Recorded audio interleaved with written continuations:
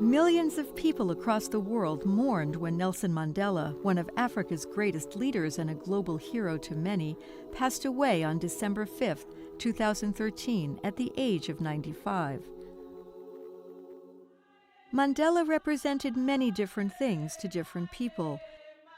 A political freedom fighter on terrorism watch lists, a respected human rights lawyer and advocate in addressing the world's most challenging problems, and in his own words, a humble servant. I place the remaining years of my life in your hands. But most of all, Mandela will be remembered for the personal sacrifice he made to free the people of South Africa who had suffered under the apartheid regime. After serving 27 years in prison on Robben Island, he later became South Africa's first black president, making several appearances at the United Nations.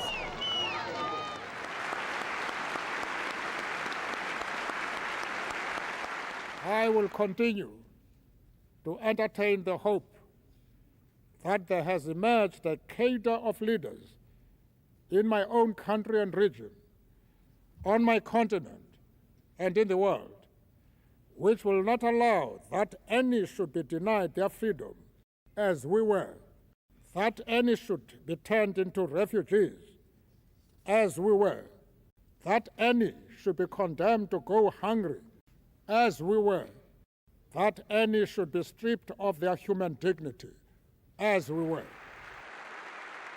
In 2009, the United Nations General Assembly declared his birthday, 18th July, Nelson Mandela International Day. On this day, the Nelson Mandela Foundation and the UN encourage all to contribute 67 minutes of public service, the number of years Mandela dedicated to a life in the service of humanity. During last year's keynote speech, former President of the United States, Bill Clinton, recalled a conversation they had about Mandela's release from Robben Island. You know, Mandela, you're a very great man, but tell me the truth. When you were walking down the road the last time, didn't you hate them again? He said briefly, I did. I'm old enough to tell the truth. He said, I felt hatred and fear. But I said to myself, if you hate them after you get in that car, you will still be their prisoner. I wanted to be free, and so I let it go. Mandela leaves behind many legacies, including his work to eradicate HIV and AIDS. When he publicly revealed in 2005 the personal tragedy that his son had died of AIDS-related causes, Mandela helped bring a taboo subject in South Africa to the forefront. Still, some 2.5 million people are infected with HIV each year. UNAIDS, the joint United Nations program on HIV/AIDS, is fighting to ensure equitable access to high-quality, cost-effective antiretroviral therapy and HIV prevention programs. Executive Director of UNAIDS, Michelle Sidibe. I am sure in 2015, if we manage to achieve zero transmission from mother to child, that will be part of a legacy of Madiba. Remembering the life of Mandela as a call to action could help UNAIDS reach its goal of reducing HIV transmission by half by next year.